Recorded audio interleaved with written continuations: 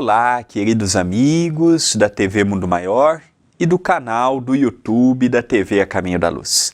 Meu nome é André Luiz Chiarini Vilar e estaremos estudando o livro A Caminho da Luz, de Emmanuel, pelas mãos de Chico Xavier, através do programa Jesus e o Espiritismo. É sempre uma alegria imensa nós termos a sua companhia, a sua participação. É sempre um privilégio podermos fazer parte destas duas emissoras, uma aberta e a outra web. É sempre uma companhia grandiosíssima ter você comigo, interagindo, mandando a sua mensagem. Quem quiser o WhatsApp do programa é 19 997 78 2794. Mande sua dúvida, mande sua colocação ou simplesmente peça para fazer parte da lista de transmissão. É gratuito. Venha fazer parte também deste projeto. Nós hoje vamos dar continuidade no capítulo que iniciamos semana passada, o capítulo 23, o século XIX. Já vimos depois da Revolução e já vimos também independência política da América. Hoje nós vamos ver um capítulo apaixonante. Agora, deste ponto em diante, nós já vamos ver mais assuntos correlacionados com a mensagem espírita. Nós vamos ver Allan Kardec, Dr. Bezerra, nós vamos ver os colaboradores, os pioneiros do Espiritismo. É sempre muito importante nós vermos a nossa história. Como o Espiritismo é de origem francesa, muitas vezes temos dificuldades com nomes, sobrenomes, com datas, com a origem dos livros, com os bastidores dos livros. Então nós precisamos entender que Allan Kardec é a nossa base. Allan Kardec é o nosso referencial. Allan Kardec, como nos disse, ele não disse tudo. Ele próprio teve a humildade de reconhecer. Ele não poderia ter dito tudo. Primeiro, que a época não comportava. Segundo, que ele trabalhou os 15 últimos anos de sua jornada terrena na codificação kardeciana. Ele se desdobrou para fazer tudo o que fez e só não fez mais por conta da saúde fragilizada. O tempo foi passando, nós tivemos, mesmo na época de Kardec, Camille Flammarion, nós tivemos Leon Denis, nós tivemos Gabriel Delany, a família Delany, nós tivemos grandes companheiros, grandes companheiras que foram os pioneiros com o codificador. E mais recentemente nós tivemos a mediunidade portentosa de Francisco Cândido Xavier. Eu não consigo ver o Espiritismo apenas pelas obras de Allan Kardec. Para mim, Espiritismo como base tem Jesus como nosso referencial, temos as obras inesquecíveis de Allan Kardec e nós temos as obras complementares de Chico Xavier, a qual imputo em uma dessas obras o livro A Caminho da Luz, que muitas pessoas estão acompanhando comigo desde o prefácio. Já fazem mais de um ano que nós estamos semanalmente estudando essa obra, seja pela TV Mundo Maior, seja pela TV A Caminho da Luz. E hoje nós vamos ver um tema sui generis, um tema fabuloso, Allan Kardec e seus colaboradores, quando Emmanuel nos fala: o século XIX desenrolava uma torrente de claridades na face do mundo, encaminhando todos os países para as reformas úteis e preciosas. As lições sagradas do Espiritismo iam ser ouvidas pela humanidade sofredora. Jesus, na sua magnanimidade, repartiria o pão sagrado da esperança e da crença com todos os corações. Então, vamos aqui ver algumas coisas curiosas. O século XIX foi o século que já vimos em programas anteriores. Tivemos a queda da Bastilha, tivemos a independência dos Estados Unidos, da América do Norte, já tínhamos a independência do Brasil, então nós percebemos que o planeta, de um modo geral, ele estava em alguns aspectos caminhando para uma democracia, ou mesmo uma tentativa de democracia. Aqui nós vemos um ponto que as falanges espirituais, sob a tutela de Jesus, eles não estavam parados. Eles estavam procurando sempre o trabalho, eles estavam procurando sempre a inspiração para que nós que estávamos encarnados pudéssemos encontrar este caminho de liberdade, de igualdade, de fraternidade, este caminho de tolerância, este caminho de respeito ao próximo. Não se verifica uma modificação no globo de um dia para o outro. É passo a passo, é lento, é um tijolinho por vez. Então nós percebemos que o alto, eles não ficam parados. Nós vimos, por exemplo, no livro Nosso Lar, a espiritualidade fazendo um apelo em relação a 1939, quando estávamos diante da Segunda Grande Guerra Mundial. Nós vemos agora o trabalho incansável da espiritualidade numa pandemia. Nós vemos as equipes espirituais socorrendo os que estão desencarnando, socorrendo os que estão permanecendo aqui. Hoje, muitos espíritos começaram a trabalhar ajudando em hospitais, por exemplo, que hoje nós estamos com uma superlotação nos hospitais, principalmente temos visto em países como o Brasil. Então nós vemos que a espiritualidade do outro lado, eles não ficam de braços cruzados, eles não ficam apenas como um observador, olhando, analisando, vendo, não, eles trabalham. Às vezes, nós não temos a percepção de observar o trabalho espiritual. Tem momentos que nós não conseguimos mergulhar no trabalho que eles possuem, mas eles estão trabalhando incansavelmente. E continua Emmanuel nos falando.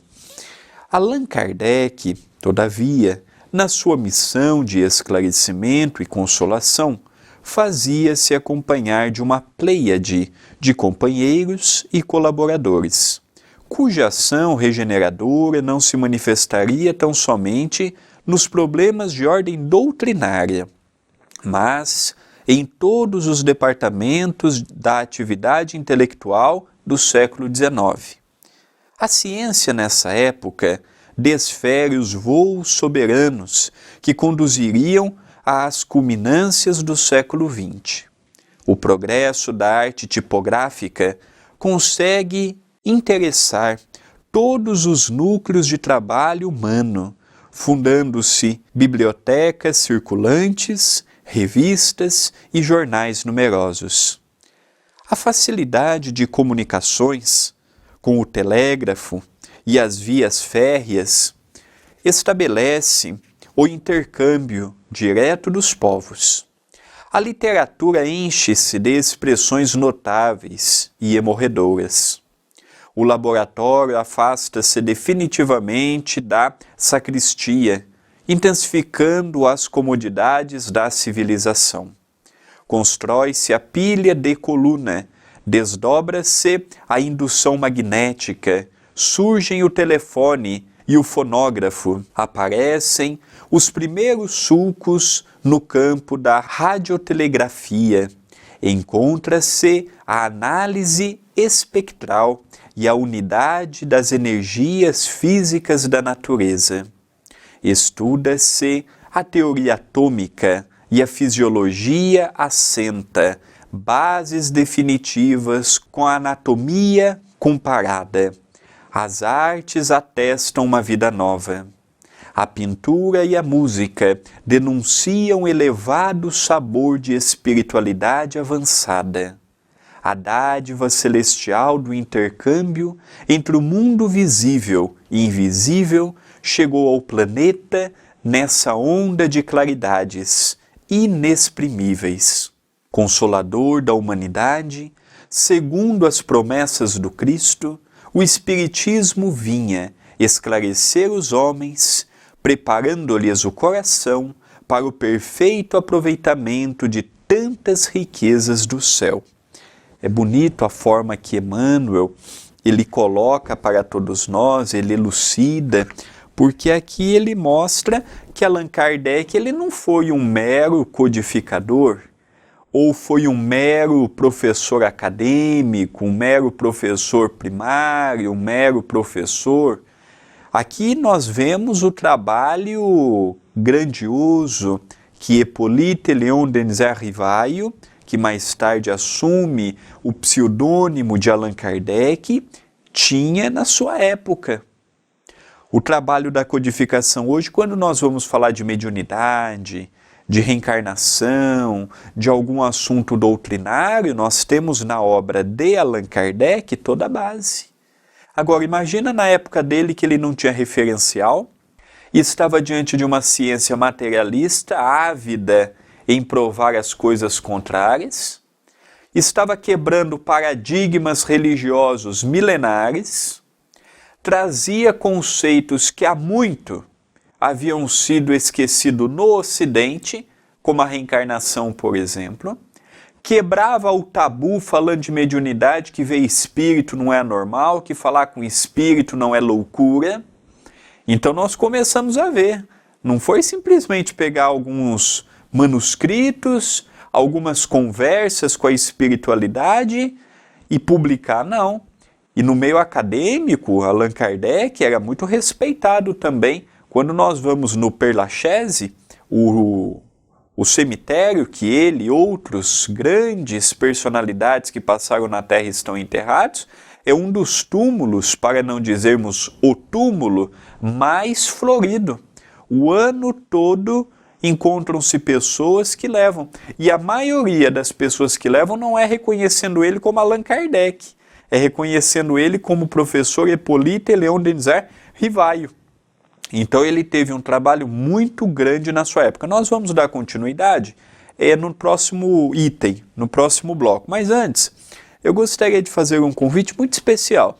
Já entrou no meu site? Lá eu estou colocando o dia das minhas palestras virtuais, lá você vai ver os meus escritos, lá você vai poder entrar em contato comigo, lá você vai poder acompanhar um pouco mais da TV A Caminho da Luz, do CEPAC, e ter a sua presença ela é muito importante. Então você procure por andreluizvilar.com. Aí você navegue no site, ele é feito com muito amor e com muito carinho a você.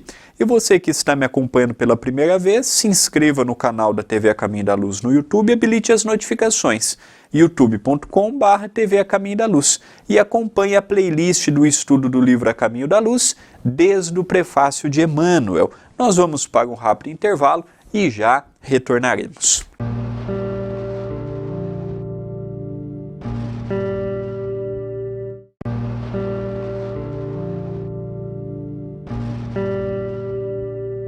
Estamos retornando com o estudo do livro A Caminho da Luz, dentro do programa Jesus e o Espiritismo. Ter a sua participação é uma honra e um privilégio para mim. Te agradeço pela confiança, pelas palavras que endereçam, pelas frases que colocam na descrição aqui do vídeo, no comentário do vídeo, no chat. Que alegria nós estarmos juntos. Volto uma vez mais a repetir, não vejam em mim um professor, vejam em mim um irmão esforçado, mas um irmão que erra, que tem as suas interpretações falhas, que está procurando também todos os dias corrigir. Mas André, você como apresentador, você não pode falar isso, você está desmerecendo o seu trabalho? Não, eu estou sendo realista. O erro dos religiosos é querer se colocar numa posição de superioridade e não dar a opção da pessoa que está me acompanhando ter autonomia de pensar, autonomia de ter as suas próprias conclusões, autonomia para que juntos possamos concluir o certo, o belo e chegarmos a um consenso sem brigas, sem separações, sem calúnias, sem ideia. O próprio codificador nos fala assim, em algum ponto eu estiver contrário à ciência, tire aquele ponto e fique com a ciência. Um dia, Chico Xavier, conversando com Emmanuel, Emmanuel disse, Chico, se eu te disser alguma coisa que está fora de Jesus e de Kardec, me deixe de lado. e fique com eles. Não serei eu o presunçoso de achar que sei tudo, que conheço tudo.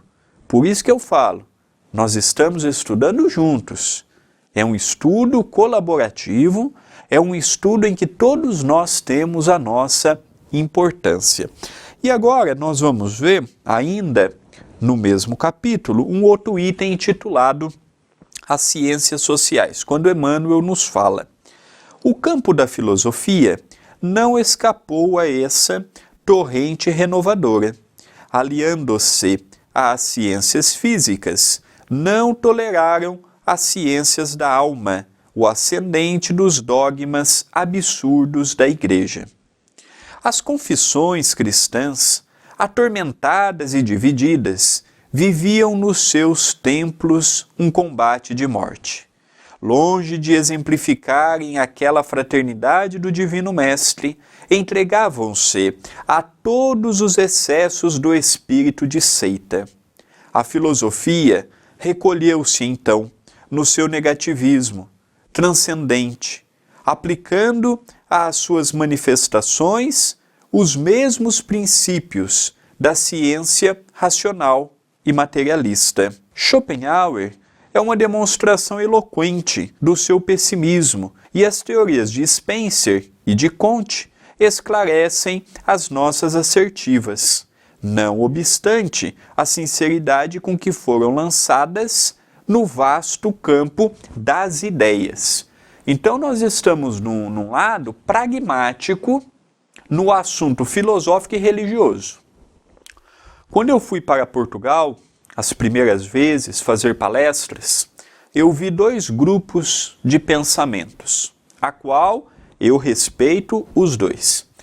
Uns diziam que o Espiritismo é religião, outros diziam que o Espiritismo não é religião.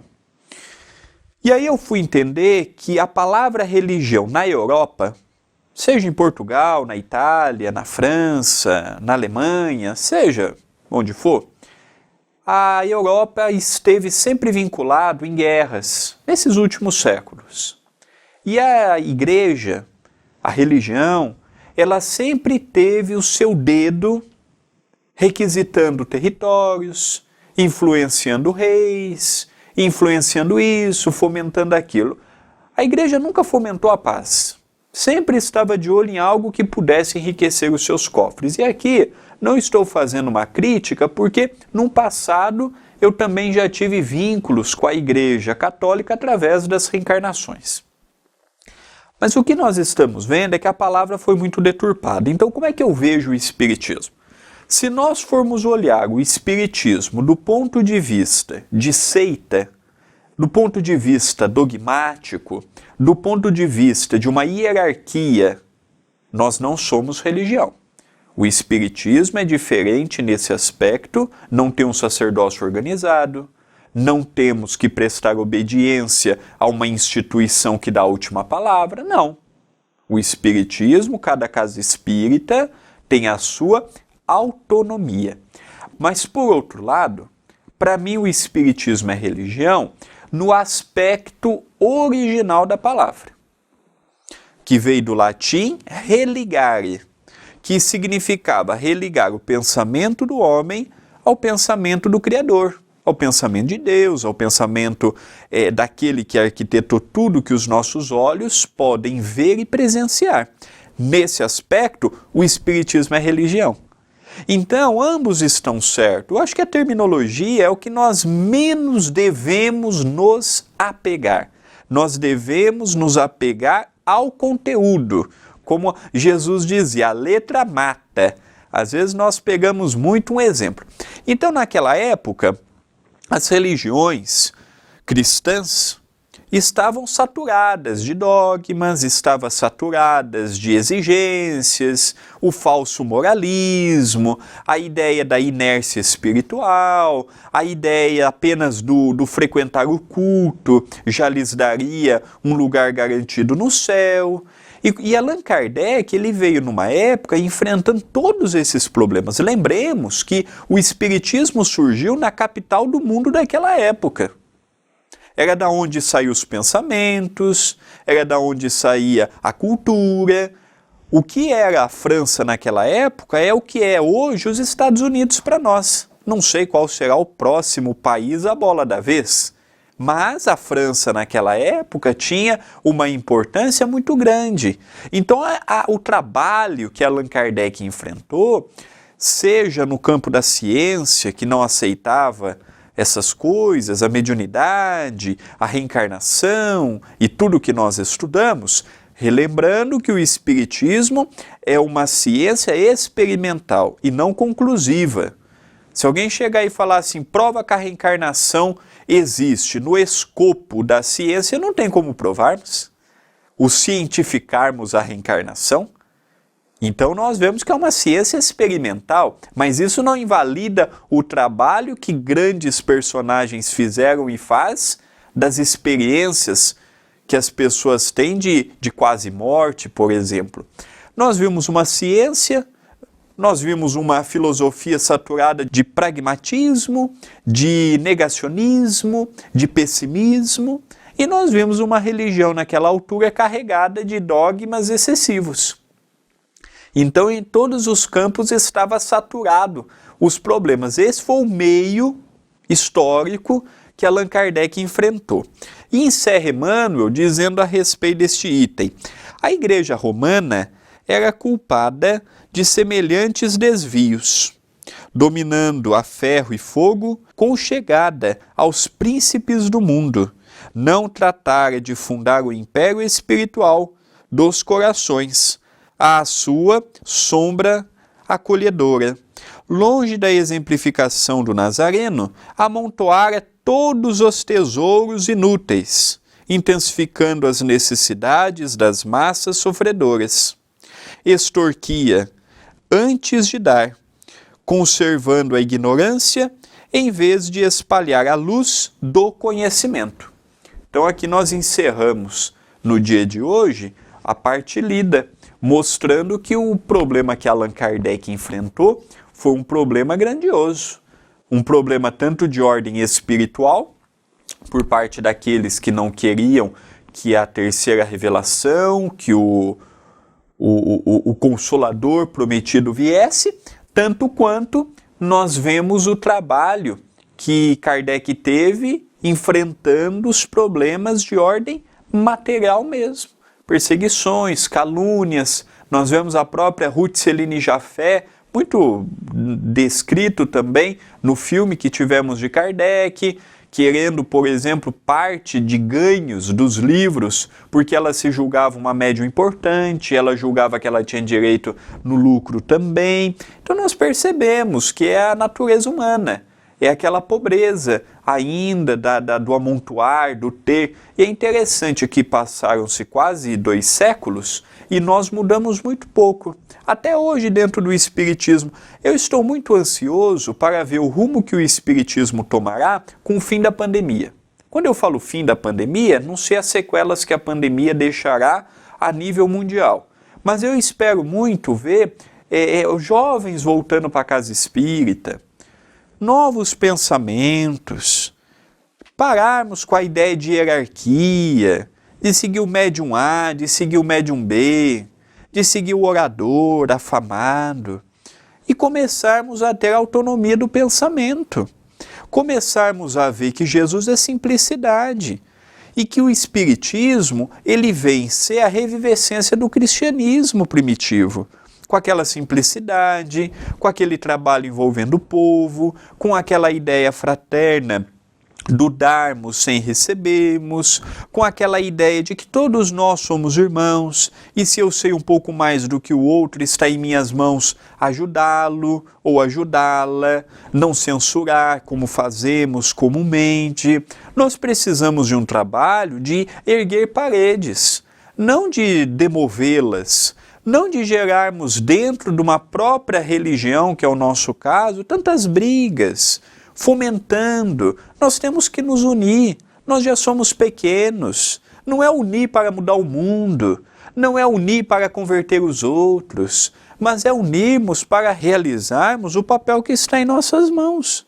Porque daqui a pouco nós podemos falhar novamente, pelas mesmas falhas que já tivemos no passado e em outras religiões. Então nós precisamos nos atentar. O trabalho do Espiritismo não é para o outro, é para mim. Eu tenho que mudar, eu tenho que fazer a minha parte, eu tenho que começar a dar o primeiro passo e incentivar as pessoas à modificação pelo exemplo, não é pela cobrança, não é por mensagens que vão dar a entender numa rede social, não é por vídeos hoje tão fácil de serem feitos, não. Precisamos pensar e repensar. Ao encerrar o programa de hoje, eu gostaria muito de convidar as pessoas a conhecer o meu site, andreluizvilar.com. Lá você vai encontrar minha agenda de palestras, os meus escritos, as minhas novidades. Lá você vai acompanhar a programação da TV A Caminho da Luz, do Centro Espírita Perdão, Amor e Caridade. Se você gostou, divulgue, compartilhe, coloca aí nos favoritos do seu celular ou telemóvel, do seu tablet, do seu computador. E também te convido a se inscrever no canal do YouTube da TV A Caminho da Luz. youtube.com/TV A Caminho da Luz, se inscreva, acompanhe, tem muito conteúdo legal, tem muitos estudos, tem muitas lives. Eu creio que ali você vai encontrar um material substancioso para a sua meditação. Que Jesus, o nosso divino amigo, nos ilumine, nos inspire.